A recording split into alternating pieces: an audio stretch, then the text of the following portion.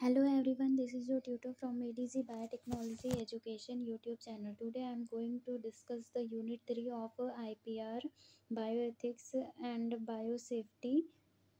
So let's move ahead with the discussion of that particular unit.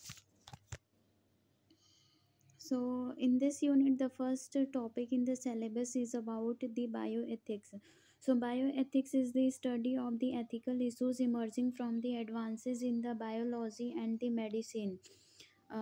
Basically bio ethics क्या होता है, तो ये जो एथिकल इश्यूज जो होते हैं उनके बारे में जो हम लोग स्टडी करते हैं उसी को हम लोग बायो एथिक्स कहते हैं. अब यहाँ पे बायो एथिक्स क्यों बोला जा रहा है? सो एथिक्स का मतलब है कि एथिकल इश्यूज के बारे में discussion.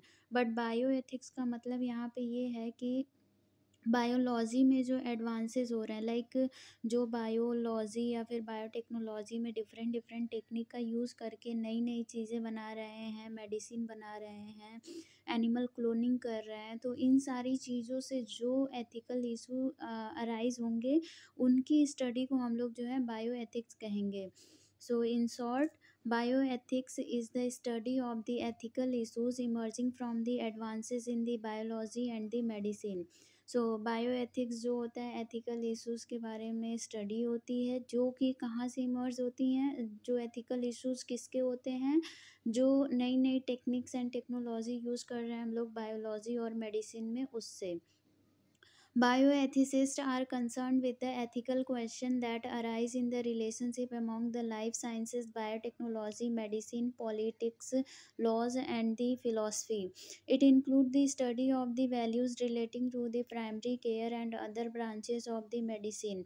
Bioethics also helps establish a common ground for the different views, the democratic process of being facilitated by the principle of giving equal and fair consideration to all sides or the aspects of a given issue concerning the human, animal and the environmental rights. सो सबसे पहले bioethics क्या होता है? बायोएथिसिस्ट का जो मानना है कि जो बायोएथिसिस्ट हैं वो कंसर्न है with the ethical question that rise in the relationship. So जो बायोएथिक्स होता है उसका क्या होता है, इसकी डेफिनेशन हो गई. अब हम लोग देखते हैं इसके कंसेप्ट्स क्या होते हैं. सो बायोएथिक्स की जो स्टडी करते हैं हम लोग उनको जो है बायोएथिसिस्ट कहते हैं. सो जो बायोएथिसिस्ट होते हैं उनका मेन कंसर्न जो होता है वो एथिकल इश्यूज पे होता है.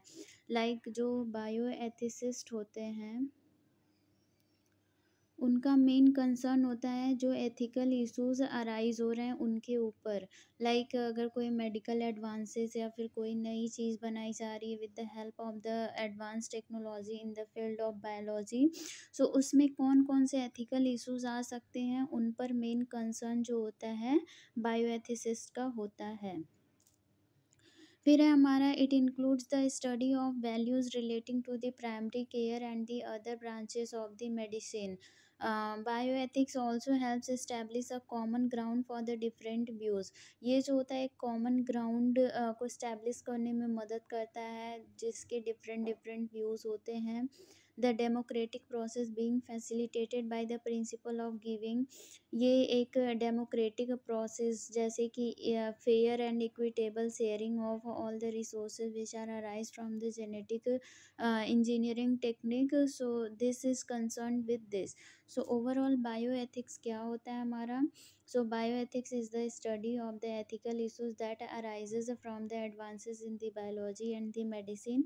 बायोएथिसिस्ट का मेन कंसर्न जो होता है वो एथिकल इशू जो अराइज हो रहे हैं हमारे एडवांसेस इन बायोलॉजी की वजह से. और इसमें जो होता है ये डिफरेंट डिफरेंट व्यूज़ होते हैं लोगों के for the different different technology that are used for the advances in the biology. And then हमारा it is being facilitated by the main principle that is giving equal and fair consideration to all the sides or the aspect.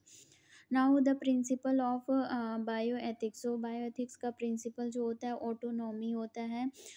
Autonomy का क्या मतलब होता है? The right of the individual to make the decision regarding their own health must be expected.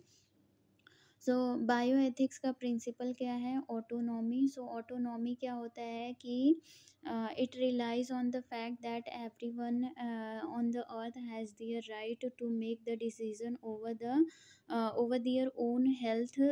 So autonomy का मतलब होता है कि यहाँ पर जितनी भी लोग लिविंग ऑर्गेनिज्म अवेलेबल हैं, उनको खुद की लाइफ के बारे में खुद डिसीजन लेने की जो है पावर है। So it promotes the autonomy, and the main principle of the bioethics is the autonomy. Beneficence healthcare provides must strive to the benefit the patients. Non-malfeasance healthcare provides must not hurt their patients. Justice patients should share more or less equally in the cost and the benefit of the healthcare system. सबसे पहले principal क्या होता है? Autonomy, जिसमें हर किसी के पास खुद का डिसीजन खुद के लिए लेने की पावर है। फिर दूसरा है हमारा बेनिफिशेंस हेल्थ केयर। जो बेनिफिशेंस हेल्थ केयर होता है वो प्रोवाइड करता है must strive to benefit their patients.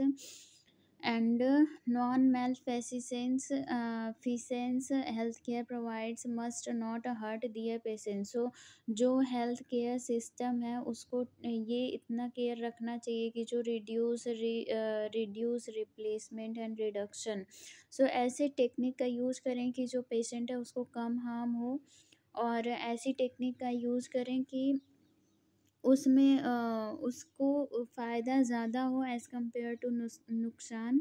सो सबसे इम्पॉर्टेंट चीज़ ये है, and the principle is the autonomy. Now scope of the bioethics. So bioethics का स्कोप क्या क्या किस किस एरिया में है? सो पहला है ह्यूमन जीनोम प्रोजेक्ट, सेकेंड है stem cell research, artificial reproductive pre-implantation genetic diagnosis, the synthesis of the new life form, the possibility of the successful reproductive cloning. So these all are the scope of the bioethics. Now major issues of the bioethics. So कौन से major issues and that are the major issue of the bioethics? So first one is the abortion. So abortion is the removal of a fetus or the embryo from a woman's uterus resulting in the termination of a pregnancy. So abortion का क्या मतलब होता है? Basically abortion का मतलब होता है कि जो फीटस होता है या फिर जो एम्ब्रियो होता है जो वीमेन के यूट्रस में होता है उसको रिमूव करना, और जिसकी वजह से जो प्रेग्नेंट वीमेन होती है उसकी प्रेगनेंसी जो है वो टर्मिनेट हो जाती है। The controversy over the abortion is actually a greater debate over when life truly begins. ये इस पे जो है एक बहुत बड़ी कंट्रोवर्सी है। Pro choice bioethics place emphasis on the availability of a women to have power over her own baby, while anti-choice supporter believe life begins at conception. So pro choice जो पॉजिटिव थिंकिंग रखते हैं abortion के बारे में, उनका मानना है कि जो वीमेन होती है उसके पास खुद का अधिकार होता है कि वो अपने जो बेबी है उसके यूट्रस में उसको वो जन्म देना चाहती है या नहीं जन्म देना चाहती है, ये उसका खुद का डिसीज़न होता है। और सेकंड वन जो नेगेटिव थिंकिंग या फिर जो लोग सोचते हैं कि ये अबॉर्शन जो है गलत चीज़ है, उनका क्या ये सोच रहता है, उनका मानना ये है कि जो ज़िंदगी होती है वो मदर के यूट्रस में ही बेबी की ज़िंदगी जो है स्टार्ट होती है, तो किसी की भी ज़िंदगी को शुरू होने से पहले ही ख़त्म करना ये फेयर नहीं है। As the public and the political debates over the abortion are overwhelmed by the religious belief, pro-life bioethicists are generally secular in their reasons and merely view a fetus as a human life. बहुत सारे debate चलते रहे pro bio ethicist में और anti choice supporter में, and इस पे जो है and pro life bioethicists are generally secular in their reason and merely view a fetus as a human life. सो बहुत सारे डिस्कशन के बाद जो प्रो बायोएथिस्ट थे उनका ये मानना था कि वो भी जो है फीटस को एज ए ह्यूमन लाइफ देखने लगे थे। Now euthanasia. So first one, the major issue is abortion. Second one is the euthanasia. So what is euthanasia? So euthanasia refers to the act of purposefully ending a life to eliminate the untreatable suffering. So euthanasia, let's take a example, there is a patient, एक ऐसा patient है जिसके पास, जिसके body में ऐसी बीमारी हुई है जिसको कभी ट्रीट नहीं किया जा सकता है, और बहुत ज़्यादा पेनफुल है, ये जो बीमारी है इस इंसान को बहुत ज़्यादा पेनफुल है, असहनीय दर्द है, बट इसको क्योर करने के लिए हमारे पास कोई ट्रीटमेंट भी अवेलेबल नहीं है। तो इस केस में क्या होता है कि इस पेशेंट को जानबूझ करके डेथ इसकी करवा दी जाती है, और इसी प्रोसेस को हम लोग यूथनेसिया कहते हैं। यूथनेसिया पैसिव एंड एक्टिव दोनों होती है। एक्टिव में क्या होता है कि जो डॉक्टर होता है वही जो है एक्शन लेता है, एंड वही पेशेंट की डेथ करवाने में वो होता है, एंड पैसिव में डायरेक्टली डॉक्टर जो है इन्वॉल्व नहीं होता है। So let's read the points.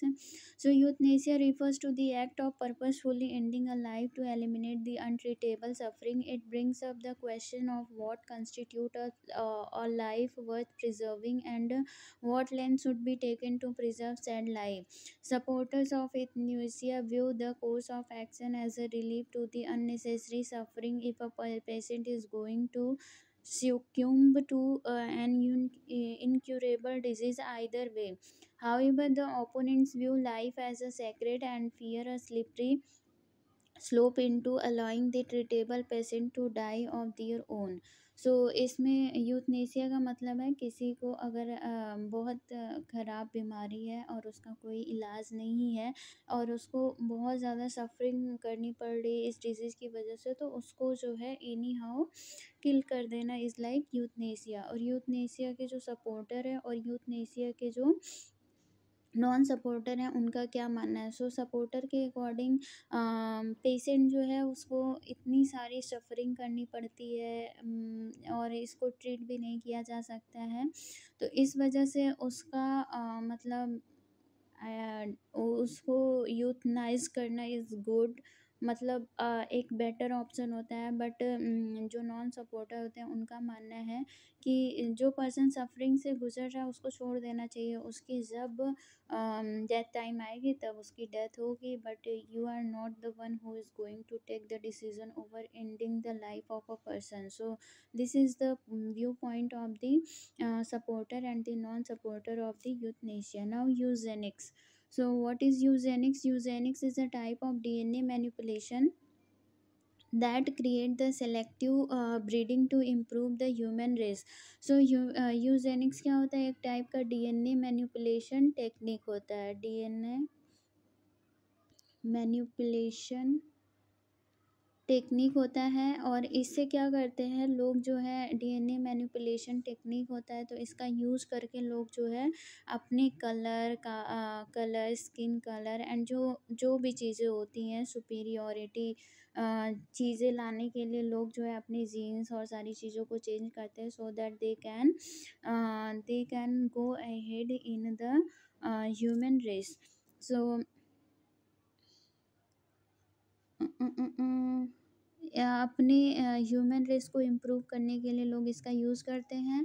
बायोएथिसिस्ट who support the gene selection obviously want to see the advancement of the species along with the extension of certain genetic diseases.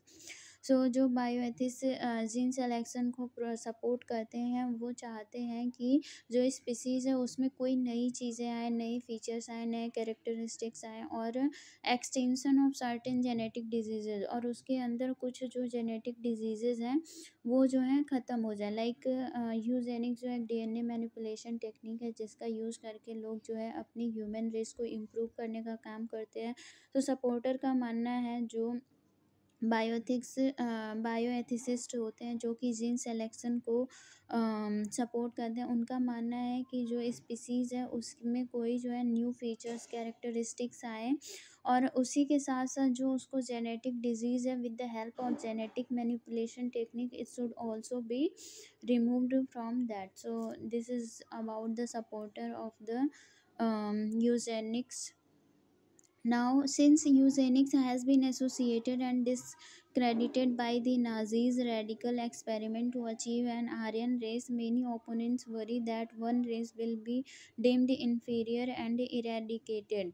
So Eugenix का जो non supporter है उनका मानना है कि यूजेनिक्स टेक्निक का use करके लोग अपने ह्यूमन रेस को इम्प्रूव करेंगे, लाइक ये जो है एक सुपीरियोरिटी और इन्फीरियोरिटी चैलेंज को जो है क्रिएट करेगा। Superiority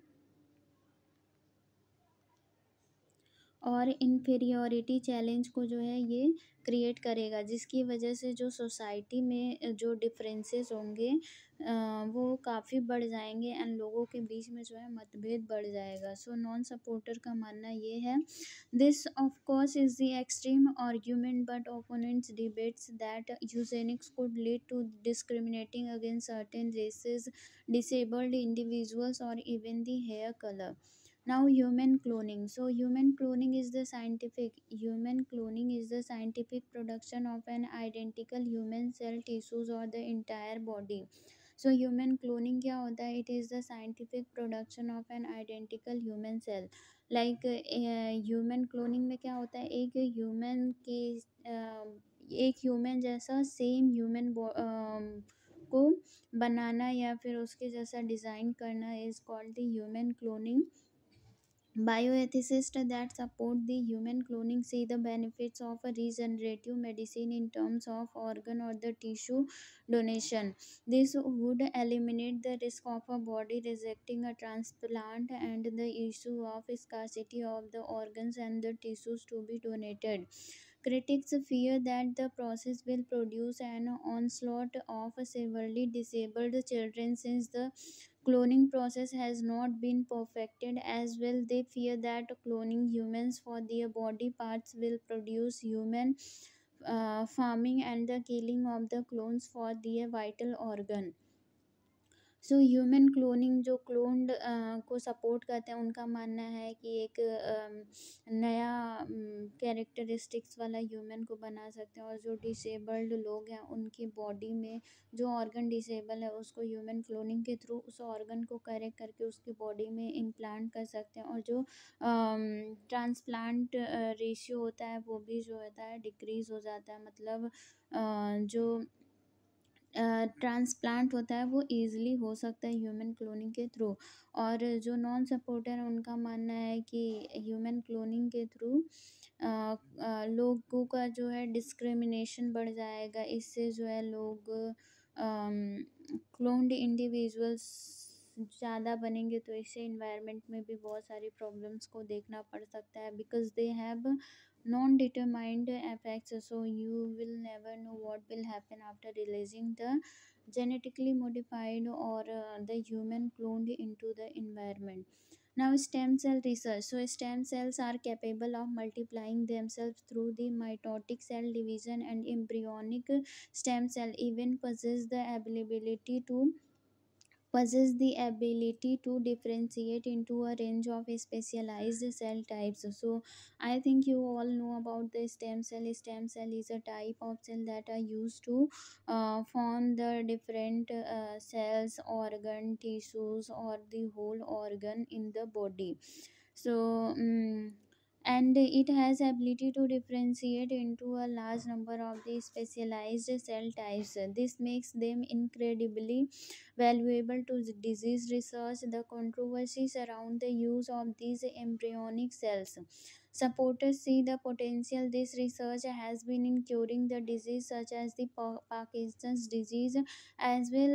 The majority of the embryos used for research are left over from in vitro fertility treatment and are on their way to being destroyed anyways. However, most of the opponents are also pro-life or abortion. They see the embryos as the potential for the new life and the destruction of such embryos as the destruction of the life.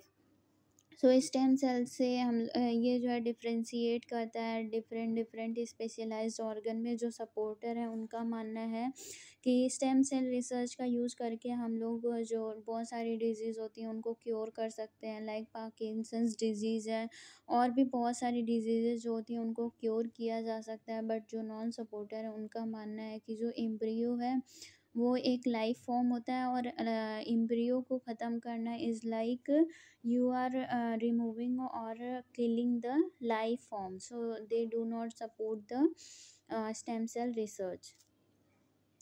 Now, one of the most important topic, that is the Human Genome Project. So let's see.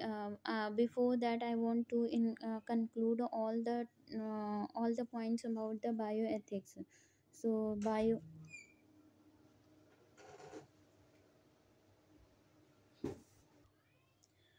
So just conclude the bioethics. So bioethics में सबसे पहले हमने देखा definition क्या होती है। So it is concerned about the study of the ethical issues which are emerging from the use of the advances in the biology. And then principle इसका क्या होता है, ऑटोनॉमी। स्कोप में बहुत सारा स्कोप था हमारा, जैसे ह्यूमन जीनोम प्रोजेक्ट हो गया, स्टेम सेल रिसर्च हो गया एंड ऑल। फिर उसके बाद major issues. So major issues में हमारा पहला जो था वो अबॉर्शन था, abortion. Then euthanasia, euthanasia. Then eugenics and eugenics and the fourth one was human cloning, and fifth one was stem cell research. So these are the major issues of the bioethics. Let's move ahead with the scope, or the main topic, that is the Human Genome Project. So the Human Genome Project was an international research effort to determine the sequence of the human genome and identify the genes that it contains. So human genome project जो है ये एक international research effort था, जिसका use करके human genome के sequence को पता करने की कोशिश की गई थी, और इसमें कौन कौन से जीन्स अवेलेबल हैं इनके बारे में इंफॉर्मेशन लेने के लिए भी परफॉर्म किया गया था। The US human genome project is a 13-year effort which is coordinated by, जो यूएस का ह्यूमन जीनोम प्रोजेक्ट था ये 13 साल तक चला, और इसको मेन कोऑर्डिनेशन इसका किसके द्वारा हुआ था। So Department of Energy and National Institute of Health. So Department of Energy and National Institute of Health, these are the two main bodies which has performed the coordination of the human genome project. Now move ahead with the goal of the human genome project. So goal क्या क्या थे human genome project. तो पहला था to identify all the genes in the human DNA. सबसे पहला था कि हमें जो सारे जो जीन्स ह्यूमन डीएनए के अंदर है उनको आइडेंटिफाई करना। To develop a genetic linkage map of the human genome, genetic linkage map बनाना ह्यूमन जीनोम का। To obtain a physical map of human genome, physical map, genetic linkage map. to develop the technology for the management of the human genome information, to know the function of genes। so ये important है, जो genes के functions क्या होते हैं उन सब चीज़ों के लिए। to determine the sequence of the 3 billion chemical base pair that makes up the human DNA, और जो 3 × 10⁻⁹ बेस पेयर होते हैं ह्यूमन जीनोम के अंदर, इनका सीक्वेंस क्या होता है उनको डिटरमाइन करने के लिए ये जो है इसका गोल था। Store this information in the public database, develop the tools for the data analysis, transfer the related technology to the private sector. Now key findings of the project, like जब human genome project perform किया गया था तो उसमें हमें क्या क्या data जो है मिले थे। सो सबसे पहला है human genome is composed at 3200 MPP to 1.5% genome codes for the protein. So पूरे जो ह्यूमन जीनोम में 1.5% जीनोम ऐसे हैं जो कि प्रोटीन को कोड करते हैं। Approximately 24% of the total genome is composed of the intron that split the coding region and appear as the repeating sequence with no specific function। पूरे ह्यूमन जीनोम में जो 24% के जो टोटल जीनोम है उनमें जो है इंट्रॉन्स हैं। इंट्रॉन्स जो होते हैं इंट्रॉन्स जो होते हैं नॉन कोडिंग सीक्वेंस होते हैं, एंड जो एक्सॉन्स होते हैं वो कोडिंग सीक्वेंस होते हैं। सो इंट्रॉन्स जो होते हैं ये 24% पाए जाते हैं पूरे ह्यूमन जीनोम में, और ये जो है एक्सॉन्स को स्प्लिट करने का काम करते हैं। ये एज अ रिपीटेटिव सीक्वेंस हमारे जीनोम में प्रेजेंट रहते हैं, एंड इनका कोई भी स्पेसिफिक फंक्शन नहीं है। The number of the protein coding gene is in the range of 30,000 to 40,000। जो प्रोटीन कोडिंग जीन है वो 30,000 से 40,000 जीन है, and average gene consist of 3,000 basis पर the size however very greatly. एक जीन मतलब वन जीन में जो होते हैं 3,000 बेसिस जो होते हैं वो अप्रोक्सीमेटली होते हैं, और ये नंबर जो होता है वेरी भी कर सकता है। एंड देन है हमारा dystrophin gene is the largest human gene with 2.4 billion bases. जो डिस्ट्रॉफिन जीन है ह्यूमन बॉडी के अंदर, ये जो है लार्जेस्ट जीन है, जिसमें जो है 2.4 बिलियन बेसेस जो हैं प्रेजेंट हैं। क्रोमोजोम 1 जो होता है ये इसमें हाईएस्ट नंबर ऑफ जीन है। ये जो है लार्जेस्ट जीन है जिसमें 2.4 बिलियन बेस है, और जो सबसे ज़्यादा highest number of gene contain करने वाला क्रोमोसोम होता है, क्रोमोसोम 1 होता है, जिसमें 2968 हमारे जो जीन्स होते हैं वो उसमें प्रेजेंट होते हैं। और वाई क्रोमोसोम होता है, इसमें सबसे लोवेस्ट नंबर में जीन अवेलेबल होते हैं, around 231। Now, genes and the DNA sequence associated with many diseases such as the breast cancer, muscles disease, deafness and the blindness have been identified. So genes और उनसे जो DNA sequence जो बहुत सारी disease से related है, जैसे कि मसल्स डिजीज़ हो गया, डिफनेस हो गया, ब्लाइंडनेस हो गया, इनको जो है आइडेंटिफाई किया गया था। About 100 coding regions appear to have been copied and moved by the RNA based transposition. Repeated sequence constitute 50% of the human genome. जो रिपीटेड सीक्वेंस है उसमें जो है 50% का उनका जो है टोटल ह्यूमन जीनोम में 50% रिपीटेड सीक्वेंस है। A vast majority of the genome has no known function. जो ज़्यादातर जो जीनोम में सीक्वेंस है या फिर जीन है, उनका कोई फंक्शन जो है वो अभी पता नहीं है हमें। Between the humans the DNA differs only by 0.2% as one in the 500 basis. So if we are taking 500 basis तो इसमें जो है सिर्फ 0.2% का डिफरेंस होगा among the persons. And then more than 3 billion SNPs are identified. So 3 million SNPs जो है identify की गई थी, and 98% of the human genome similar to the chimpanzee. So 98% जो ह्यूमन का जीनोम होता है वो चिंपैंजी के सिमिलर होता है। Now let's move ahead with the application of the human genome project। So DNA identification forensics department में जो है इसका यूज़ होता है। सो बेसिकली अगर कोई क्रिमिनल है, अगर उसने कोई क्राइम किया हुआ है, सो ह्यूमन जीनोम प्रोजेक्ट के थ्रू हम लोग जो है उसको आइडेंटिफाई कर सकते हैं। मॉलिक्यूलर मेडिसिन में भी इसका बहुत ज़्यादा रोल होता है, लाइक डिजीज़ को आइडेंटिफाई करना and on the basis of disease new drugs को बनाना। फिर agriculture, live stock breeding and the bio processing, biotechnology. Agriculture में भी इसका बहुत ज़्यादा इम्पोर्टेंट रोल होता है, सुपीरियर जिनको पता करना, ताकि ज़्यादा से ज़्यादा जो है क्रॉप को जो है ग्रो किया जा सके। फिर ethical and the legal and the social implications भी इसके होते हैं, लाइक रिप्रोडक्टिव इशू। अगर कोई ह्यूमन जीनोम प्रोजेक्ट के थ्रू अपनी बॉडी के अंदर जो ख़राब जीन्स हैं उनको पहचान करके, या फिर जो जीन्स उनके अंदर हैं जो डिफेक्टिव जीन्स हैं उनको पहचान करके वो उसको क्योर कर रहे हैं, तो ये तो सही है। लेकिन अगर उसको अपने रेस को इम्प्रूव करने के लिए या फिर खुद को सुपीरियर बनाने के लिए करेंगे, then it would be create then it would create the ethical issues, and it will create the differences among the society.